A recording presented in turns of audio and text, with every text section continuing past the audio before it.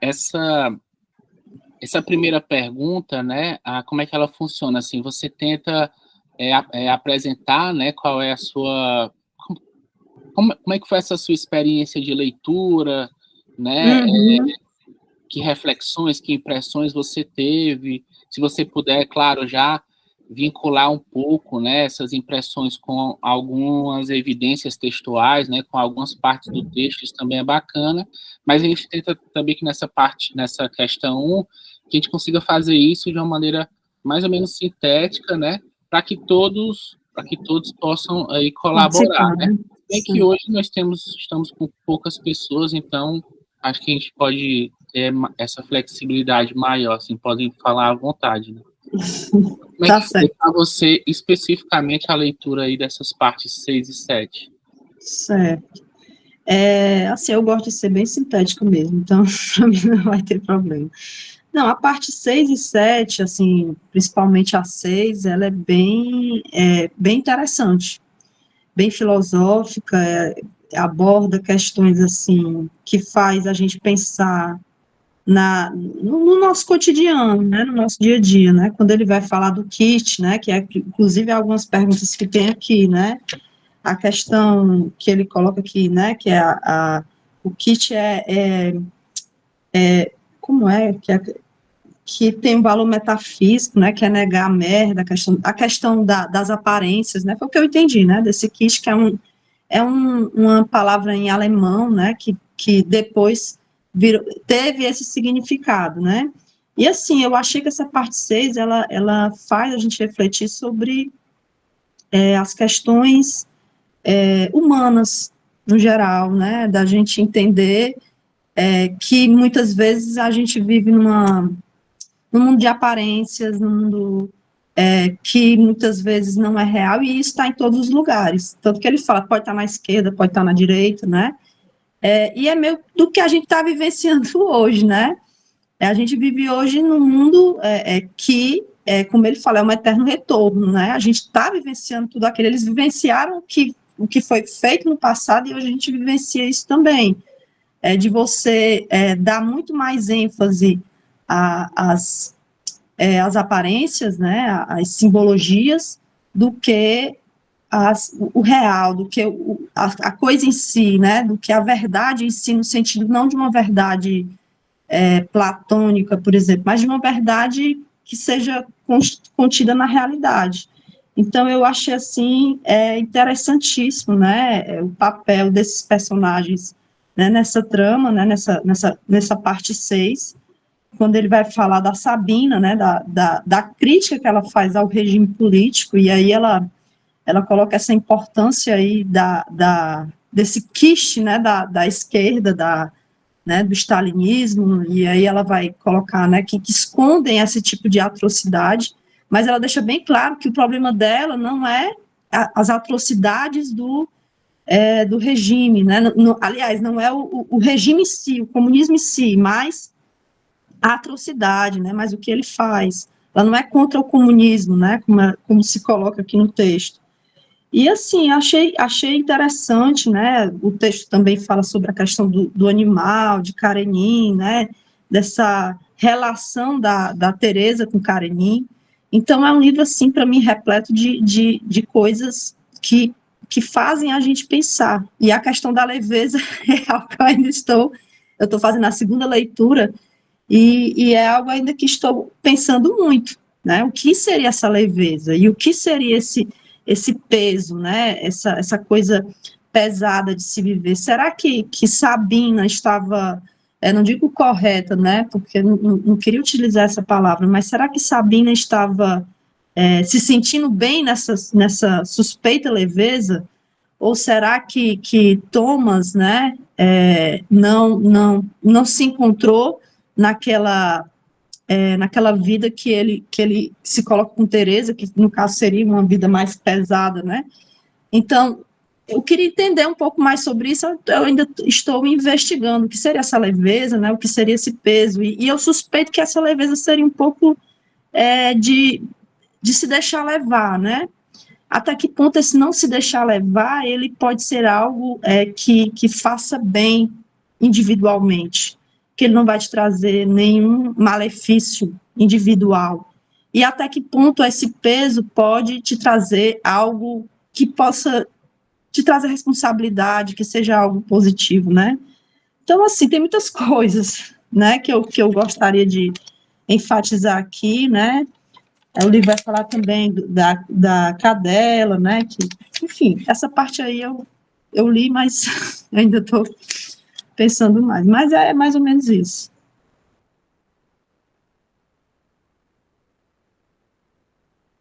Obrigado, Janaína. Realmente, assim, as questões são questões bem desafiadoras, essa do kit, em particular, essa da leveza. Inclusive, o modo como essa parte 6 começa, né, com uma discussão sobre o filho do Stalin, né? A gente já vai até, daqui a pouco, explorar essa questão, porque é uma questão importante para entender o problema da leveza, né? E aí lá na frente vai ser importante também para entender o próprio problema do kit. Fabi, você gostaria de dar sua contribuição aí das partes 6 e 7? Ah, sim. De novo, boa noite. Assim, essa parte 6 e 7, para mim, foram as mais difíceis, assim, as menos agradáveis, eu acho. Eu não sei se é porque eu já estava cansada do livro, não sei. Serviu também para nos lembrar que esse livro não é sobre os quatro, né? Não é sobre casais, não é sobre nada disso, mas a parte 6, essa questão do kit eu não entendo muito, né? Já é a segunda vez que eu estou lendo e é uma parte que eu não consigo nem pesquisar muito, me aprofundar, então, para mim foi um pouco cansativo, né? Mas você reavalia um monte de coisa e você vê que a vida é isso, né? A vida não é só... São várias situações que acontecem, inclusive, que não tem nada a ver com você, tá? De acordo também com o cenário político que você está vivendo, que você está fugindo, que você está voltando, que você está regressando e tudo. Então, assim, a parte 6, para mim, foi assim, bem difícil. Essa parte do Stalin também, eu falei, gente, mas por que nessa altura do campeonato eu estou lendo isso? Então, assim, não ficou confortável. E a parte 7, foi uma parte que eu sofria. Eu sofri bastante, porque eu acho que as outras partes foi tão assim... Para mim, parece que foi tão rápida as informações ali colocadas e tão rápidas no sentido assim, muita coisa foi apresentada. E nessa parte 7, esse desfecho ali, né, a gente pôde refletir muito, né, naquela relação deles, a relação com o cachorro, o que aquilo ali simbolizava, como que, no final das contas, como que estava a vida deles e tudo, como foi o impacto de uma vida inteira, como foi o impacto daquelas 6 coincidências que levaram eles a se encontrarem e formarem uma vida junto. Então, assim, foi triste, foi uma parte triste para mim, para analisar, para ler, para trazer um pouquinho para a minha vida, para pensar nas possibilidades, nos sis, e como você vai encerrando ciclos ou não, como a vida vai encerrando os seus ciclos ou não. Então, assim, a parte 7 eu acho que foi um desfecho adequado para o livro, mas que não me fez bem, né? Assim, não é que não me fez mal, mas eu não queria estar lendo aquilo, eu não queria estar lendo dessa forma. Mas te tira da zona de conforto também, né? Você não está aqui para ler só conto de fadas.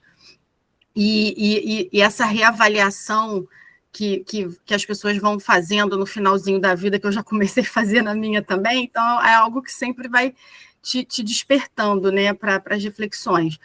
Mas esse trecho final assim foi o menos prazeroso assim para mim, né? Eu pensei, a minha cabeça não funcionou muito bem. Na 7, bem melhor, né? Mas na 6, eu não estava querendo ler sobre o kit, eu estava preguiçosa, então eu não foi muito agradável assim uma leitura. Li porque eu tinha que ler e tinha que passar por ela para chegar no 7, né? Mas é isso, foi assim. Obrigado, Fabi. Gente, vocês vocês recordam, né?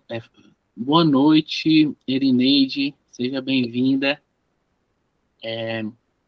Vocês recordam, assim, que o nosso clube tem muito uma coisa que é assim, né? Você chega, então a primeira pergunta são as suas impressões, né? E aí você vem aqui, aí você volta ao texto, você pega um trecho, você pega uma frase, você vem de novo aqui. Então é um clube que costuma fazer esse exercício, que é esse exercício de retorno ao texto, e a gente faz de uma maneira que eu considero, assim, interessante, né? Interessante, divertido até, sabe? E algo foi que eu fiz aqui, né? Eu estou elaborando os questionários, né? Sempre posto lá no Instagram, mas agora vocês vão ver o seguinte, que no questionário agora, ele já vem uma indicação, né? Já vem uma indicação de onde você pode, né? Então, a pergunta, ó, vem aqui, ó, parte 6, capítulo 2, né? Então, você vai discutir essa questão. Por que que ele começa pela história do filho de Stalin, assim, tipo, existe uma razão, sabe? Uma razão importante ali, né? Para isso, né? E, deixa eu pegar aqui. Então, vocês vão observar aí, ó, que cada uma das questões agora eu já vou orientando, ó, para a parte e o capítulo onde ela se encontra, né, de modo que você vai poder fazer a consulta, né, tanto antes do encontro como fazer aqui mesmo, né, como a gente costuma fazer normalmente, né, ó. Então, eu acho que com essas questões, eu acho que vocês vão compreender um pouco mais, assim, essa história de kit, sabe? Eu tenho uma coisa que é assim, né? Às vezes, quando algo parece muito difícil no começo, e todo começo ele é difícil, às vezes é bom a gente pegar já como aquilo se desdobra, entendeu? Então, assim, você vê. Enfim, o título da parte 6 chama A Grande Marcha. Vocês me ouvem e me veem? Estão vendo a apresentação? Sim, eu não consigo ver aqui vocês, eu estava na outra tela. Não, sim, tá perfeito. Vocês me veem, né? Então é isso, ó, a parte 6, né, ela tem como por título, né, A Grande Marcha, né? Então aqui no capítulo 13 da parte 6, você tem ali uma definição ali do que seria a Grande Marcha. Nas partes anteriores já havia havido uma antecipação do que era a Grande Marcha como um comportamento tipicamente europeu, muito muito bem desenvolvido a partir ali da Revolução Francesa, né? Mas que os europeus eles continuam assim, né, incorporando, né, essa ideia da Grande Marcha. E a Grande Marcha ela se torna o kit político que une todas as pessoas de esquerda. A Grande Marcha, gente, não é só a ideia de uma união de pessoas, também é a ideia da união das pessoas em prol de um progresso, em prol de um mundo melhor. Então, essa perspectiva, né, de estar unido em prol do progresso e de um mundo melhor, né, essa seria, digamos assim, a essência da Grande Marcha. Então, o símbolo da Grande Marcha são pessoas com os punhos levantados, né? Aquela coisa, né? São pessoas que, sabe, de certo modo, romantizam essa ideia da luta, essa ideia do progresso, essa ideia sabe, da caminhada para um mundo melhor, né? E, então, assim, você vai entender o kit indo primeiro ali, talvez, as suas implicações. Então, dos capítulos 15 até ali o 21, né, você vai ver esse desdobramento na viagem que o Franz faz ao Camboja, né, ao Camboja para participar ali, né, para acompanhar os médicos da Cruz Vermelha, para que esses médicos façam ali uma intervenção, um auxílio, né, naquele conflito, né, o Vietnã, se eu não me engano, o Vietnã do Norte, ele estava ocupando, né, o Camboja, e aí essas pessoas estavam lá para prestar um auxílio, né? E aí a gente vai entender como é que isso funcionou, qual o tipo de comportamento que essas pessoas tinham, e acho que isso aí também vai ajudar a gente a refletir um pouco sobre alguns conflitos da nossa época, alguns conflitos geopolíticos, eles são de tal natureza que você se sente impelido a se posicionar a respeito, né? Então você precisa se posicionar a respeito, mas se posicionar a respeito às vezes não significa assim um algo mais além do que palavras, né? Um algo mais além do que palavras. Então esse grupo, né, do qual o Franz faz parte, é um grupo que tem dificuldade assim de ir além das palavras, né? Então há situações em que o homem está condenado a dar espetáculo. A dar espetáculo é isso, é se comportar como um grupo de teatro, né? Que enfrenta um exército. Então assim, muitas vezes a tua forma de lutar contra certas injustiças e opressões e o poder, né, o poder real, né, o poder violento, né, às vezes essa tua forma de lutar, ela não consegue ser mais do que performance, não consegue ser mais do que algo performático. Então, nessa circunstância em que a tua forma de luta não consegue ser mais do que algo performático, você acaba se vinculando a certos símbolos, né? Então, assim, nessa marcha, né, lá do Camboja, você vê, assim, de uma parte, algumas pessoas de esquerda se vinculando a certos símbolos, a certas bandeiras, mas de outra parte, pessoas dentro de uma cultura americana, norte-americana, né, estadunidense, essas pessoas também se agarrando a outros símbolos, né?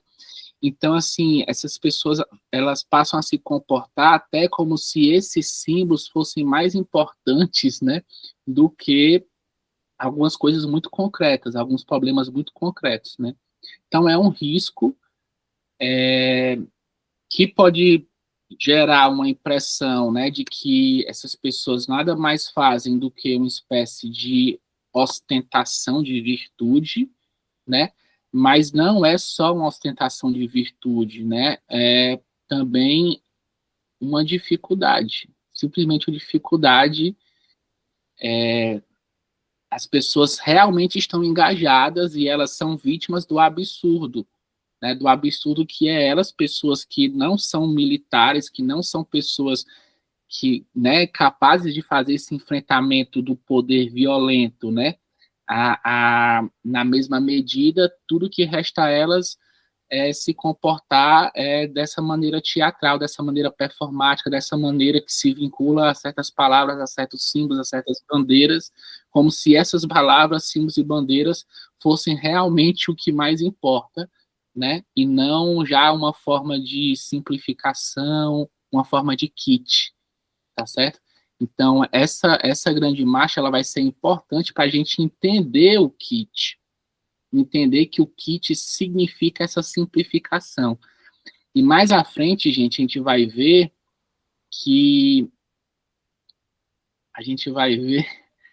que outra forma de simplificação, outra forma em que o kit ele se manifesta na nossa vida é na morte. Na morte. É impressionante como, assim, as pessoas, ao morrerem, elas são, de certo modo, simplificadas, né? Então, aí, ó, antes de nos esquecerem, hão de transformar-nos em kit, em uma coisa simplificada, em uma coisa só, em uma coisa que já não há grande espaço para dúvida, para questionamento, para contradição, para paradoxo. O kit é sempre essa forma de simplificação. O kit é a estação de correspondência entre o ser e o esquecimento, né? Então, você vai ver lá no capítulo 29, os epitáfios, né? Os epitáfios são isso, né? São as palavras dando lugar às vidas concretas, né? Enfim, só para fazer aí a propaganda, né, da preparação aí que a gente fez, né? Fazer um pouquinho dessa propaganda e prometer que ao longo da discussão a gente vai possivelmente compreender mais aí alguns termos que agora parecem difíceis, tá bom? Erineide, você gostaria de dizer quais foram as suas impressões aí dessas partes? Oi, Marcelo, pela primeira vez eu vim só escutar vocês, para poder ler. Eu parei no último encontro.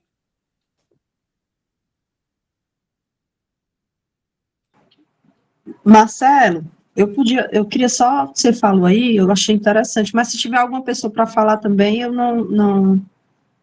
eu passo a vez, né? Tem alguém que queira falar?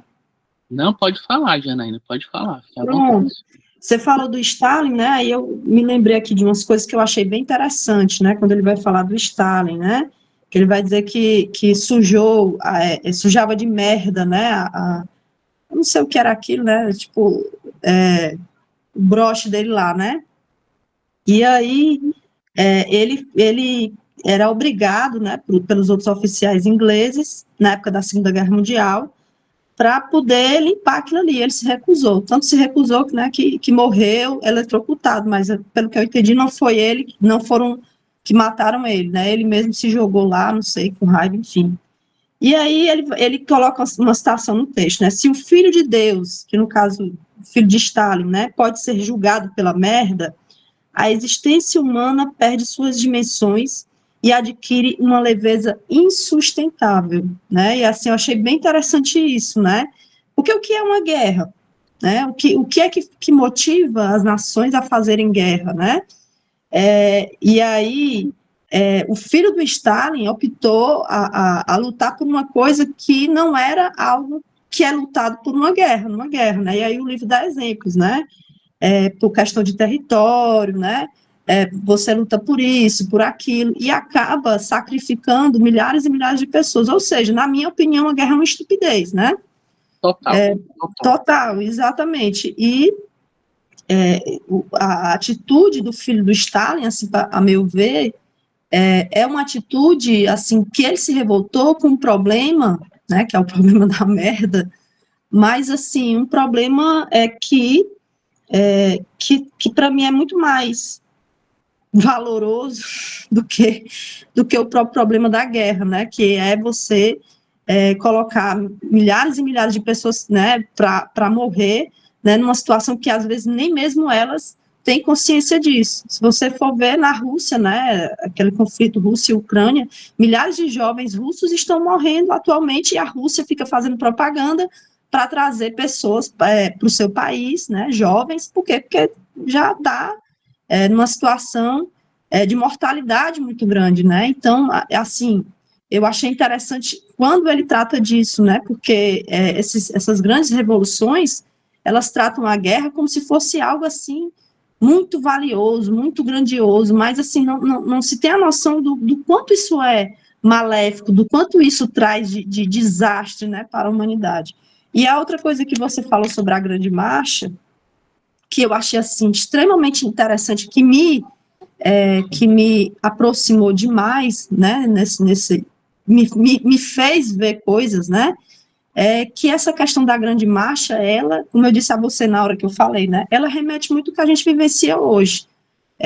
Eu não sei onde é que vocês moram, mas eu sou daqui de Fortaleza, aliás, eu nasci em Fortaleza, mas atualmente eu moro na cidade de Russas. E em Fortaleza eu participava muito de movimentos sociais, movimentos estudantis, né, e o discurso, né, a quiste é a mesma, né, essa ideia dos símbolos, essa ideia de uns terem, né, uma visão e outros terem outra visão e acabam se unindo, e é aquela briga, né? E ainda aquela ideia do passado, daquele comunismo romantizado, de pessoas que divergem desse tipo de pensamento, né? E que ali, cada um com as suas bandeiras, cada um com a sua forma de ver, mas que estão ali representando em nome de uma fraternidade, né? Em nome de uma solidariedade, e isso é muito comum na esquerda no mundo todo, né? Até hoje. Então, isso acontece todos os dias, todas as horas, e eu participei de todas elas, né? De peito aberto, querendo, mas assim, teve uma hora que aquilo, pra quê? Como? Por quê? Como é que, entende, assim, foram várias, estou dizendo assim, uma questão pessoal, mas, enfim, mas é só um mero desabafo. Então, eu achei interessante esse livro, porque tanto na questão pessoal, como a outra colega disse, não se trata apenas do romance em si, mas também na questão política eu me identifiquei, essa questão da leveza, essa questão do peso, que para mim, esse peso seria, no caso de Thomas, seria a tomada de uma responsabilidade, que eu acho que é importante essa tomada de responsabilidade, né? Em certa medida, não aquela coisa engessada, mas uma responsabilidade com o amor, né? Que no caso é o amor de Teresa. Enfim, eu me identifiquei muito com o livro, e já escutei pessoas que, né, leram o livro e disseram que não gostaram. E eu como? Só que como eu tinha lido só uma vez e não anotei, agora que eu estou anotando mais, porque eu estou tentando responder as perguntas, eu não conseguia defender o livro, né? Mas, assim, eu achei muito interessante. Não vou dizer que toda leitura que eu faço é interessante. Por exemplo, eu leio um José de Alencar porque é obrigado, mas eu não me identifico muito, né? Mas essa leitura eu me identifiquei. Era isso. Obrigado, Janaína. Eu me identifiquei muito com a tua fala, porque eu também, né, tenho toda a minha formação desde sempre na esquerda, né, eu fiz a minha monografia, né, de graduação em György Lukács, que é um filósofo húngaro, né, um filósofo aí do leste europeu, muito importante ao longo do século XX, né, ele viveu toda essa experiência aí, né, da União Soviética. O país dele porque assim, né, tipo, uma coisa que o Kundera trata aqui no livro, uma coisa que é central aqui no livro, é a questão da culpa dos comunistas, né? O Thomas, ele escreve um artigo comparando os comunistas ao comportamento do Édipo Rei. O Édipo Rei, né, ele matou o próprio pai, mas ele não sabia, e ele desposou, deitou com a própria mãe, mas ele não sabia. Na hora que ele soube, ele não achou que tinha menos responsabilidade. Ele não disse assim que, ó, por ele não saber, ele não tem responsabilidade alguma.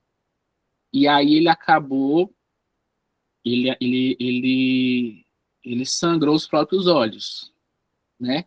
E abandonou o trono e saiu da cidade. E aí o Thomas pergunta, o que aconteceu em 1956, em fevereiro de 1956.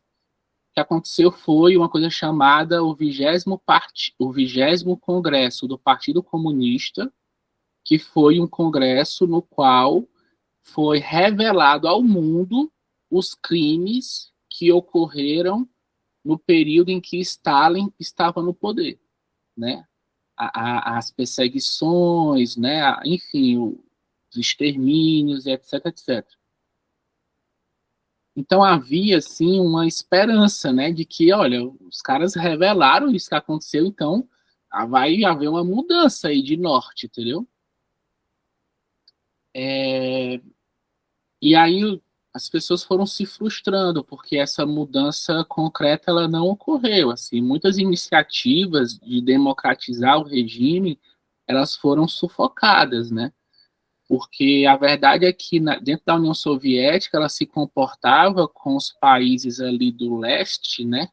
Ela se comportava de uma maneira